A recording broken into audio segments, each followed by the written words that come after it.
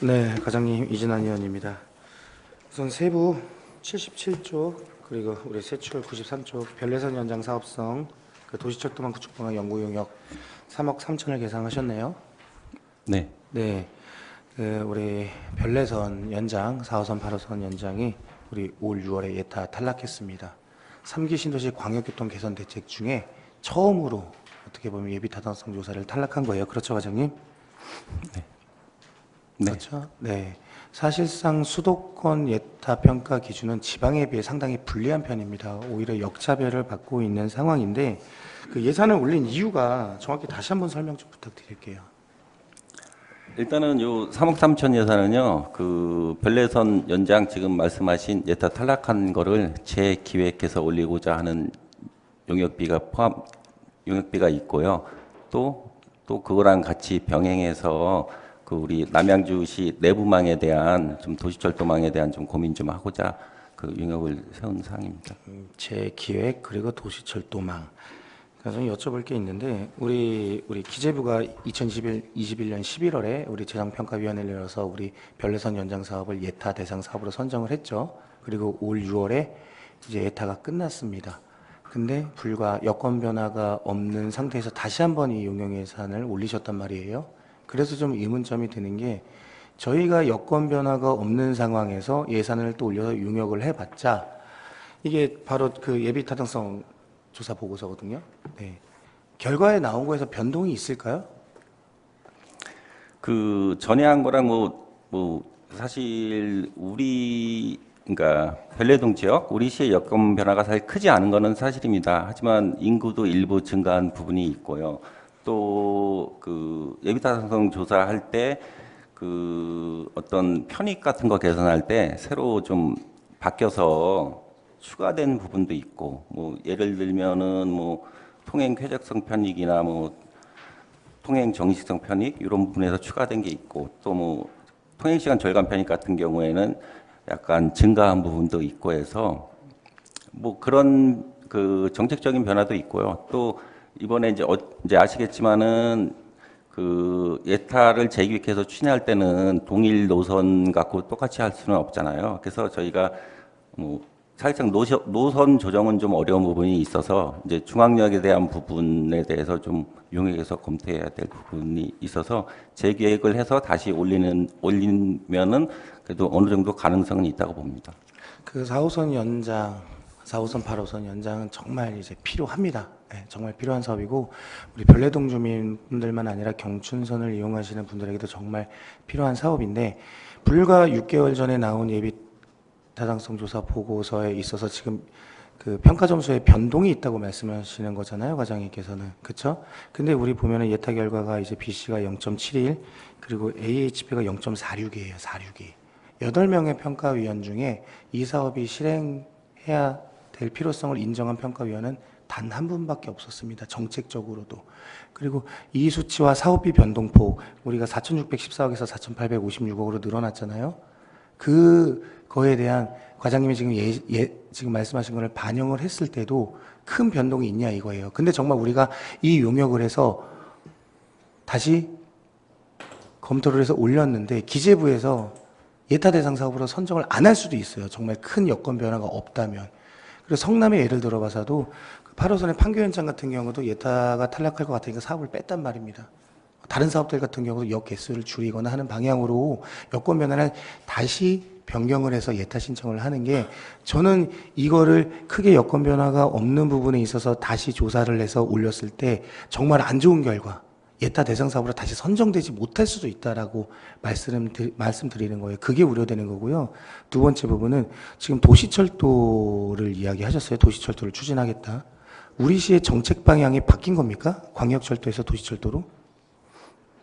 바뀐 게 아니라요. 지금 아까도 제가 말씀드렸지만 그 4차나 5차 국가망이 다 이제 국가망에 반영된 사업들이 건설이 되고 나면 저희 시에서 외부로 나가는 것들은 어느 정도 뭐 이제 수용이 된다고 하지만 그래도 우리 시에는 아직까지 철도 소외 지역이 많이 있습니다. 그 지역에 대한 어떤 검토가 필요하다고 생각하기 때문에 도시철도망 구축 용역을 하는 사항입니다. 그 여건 변화가 뭐 있고 뭐 지금 말씀하신 거대로 하지만 이 예비 타당성 결과 보고서에서는요 2030년부터 2050년까지 그리고 그 주변 지역 영향권을 수도권 전체를 넣었어요. 그리고 어떻게는 우리 시의 의지도 보이는 게 노원구 재개발 그런 부분까지도 다 반영을 했단 말이에요. 다 반영을 했어요.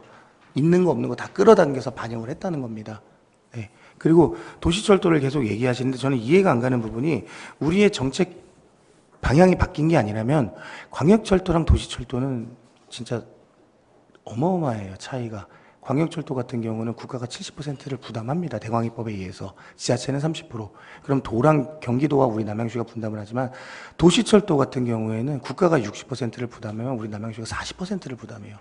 그럼 만약에 도시철도로 밑그림을 그리는 게 아니라 이 별내선을 도시철도로 추진하는 게 아니라고 하면은 그거에 대해서 명분이 없으신 거예요.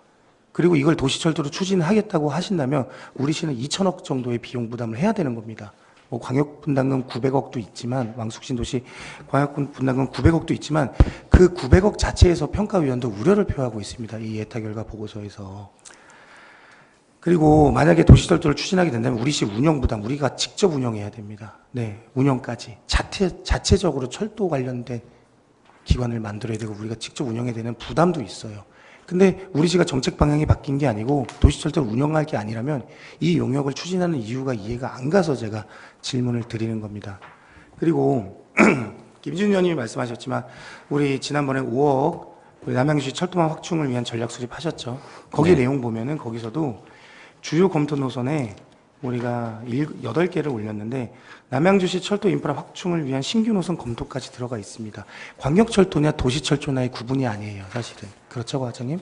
그리고 이 용역 지금 현재 아직도 진행 중이죠?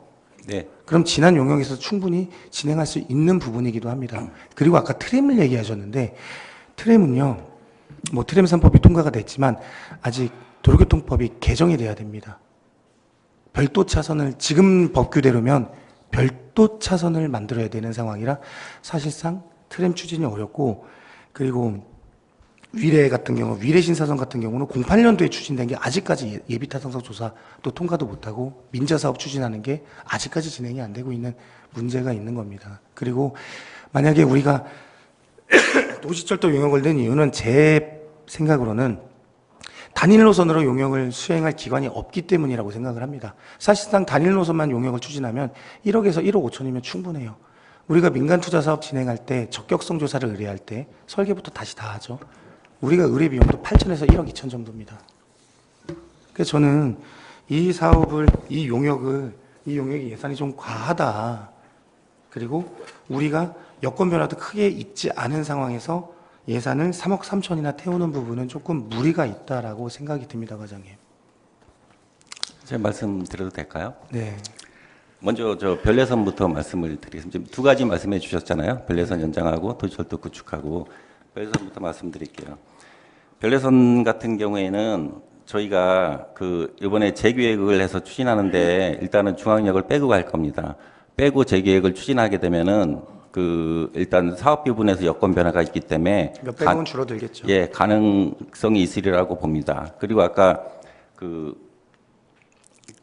저기 기재부 재정평가위원회에서 8명 중에 한 부분만 그 AHP가 0.5가 나왔다고 말씀하셨는데 실제로는 12분이 12분, 참여를 해서 상위 점수 제하죠. 예, 2분을 제하기 때문에 실질적으로는 3분이 0.5 이상을 준 겁니다. 그러니까 현재 전에 올렸을 때도 그 정도 나왔는데 저희가 중앙역을 빼고 그리고 재계획을 해서 올리면은 충분히 가능성이 있다고 봅니다. 저희들은. 저도 평가위원들을 만나 뵙고 그분들도 의지는 있어요. 그리고 책에도 내용 나와 있지만 국토부, 경기도, 우리시 그리고 시민들의 열망이 강해서 필요한 사업이다라고 인정되는 부분이 있습니다. 그래서 이 예산이 어떻게 될지는 모르겠지만 만약 우리시에서 추진한다라고 하면 도시철도 밑그림 그리신다고 하셨잖아요. 철도 소외 지역에 대한 부분 이게 도시철도로 갈 것이냐에 대한 우리 재정적인 부분도 여건도 생각을 하셔야 되고요. 그리고 그 여건 변화에 대한 부분 정말 기재부에 공을 많이 들이셔야 됩니다. 이게 기재부에서 대상 사업으로 선정되는 것부터가 중요하거든요. 실제로 그 이제 호매실 신분당선 연장에 대해서도 거기도 06년도에 추진됐지만 어렵게 예타가 통과됐습니다. 예비 타사성 조사 관련해서도 탈락하기도 하고 20년 동안 우리 과에서 정말 만반의 준비를 하지 않으면 정말 이 결과 보고서대로라면 어려운 상황이다라고 말씀을 드리는 겁니다. 그래서 제가 개인적으로 우려되는 부분을 말씀을 드린 네네. 거예요. 예, 네. 그건 맞는 말씀이고요. 예, 그래서 뭐 우려되는 부분은 공감합니다. 하지만 저희는 그 재계획을 좀 전략적으로 추진을 해서 그 예타가 통과될 수 있도록 일단 선정이 먼저 돼야겠죠. 통과될 수 있도록 최선 노력을 다할 거고요. 그리고 아까 도시 철도망에 대해서는 제가 설명을 못 드렸는데 지금 뭐 저기 의원님은 뭐 트램이 아직까지는 뭐 어떻고 뭐 우리 시 도시철도망일 때는 이제 시비가 많이 되니까 재정 예산이 부담에 대한. 재정 부담이 크다고 말씀하시는데 지금 저희가 현재 구축하고 있는 이제 그러니까 용역을 하려고 하는 사업은 이제 우리 시도 머지않아 100만을 넘어섭니다. 100만을 넘었으면은 그때를 대비한 밑그림이 있어야지 지금 당장 우리 시에서 부담할 재정 능력이 크다고 해서 어떤 계획조차 없으면은 앞으로 향후에 설사 우리 시가 재정이 늘어난다 하더라도 할 수가 없는 상황이거든요. 그래서 그런 부분은 좀 이해를 해주셨으면 합니다. 그래서 그 지난번 5억 예산에서 이 부분을 왜 예측 못하고 그 과업을 포함 안 하셨냐라고 말씀드리는 거예요. 아, 그 5억 예산은 이제 도시철도망이 아니라 저희 그 이제 광학철도 위주로 좀 한 예산이니까. 과업 내용에 말씀- 들어가 있으니까 말씀드리는 거죠. 네. 네. 어쨌든 뭐 예산이 어떻게 될지는 모르겠지만 우리 부서에서는 우리 진짜 우리 시민의 철도망 구축을 위해서는 계속적으로 노력을 기울여 주시길 요청드립니다. 예, 잘 알겠습니다. 네, 이상입니다. 네, 끝으로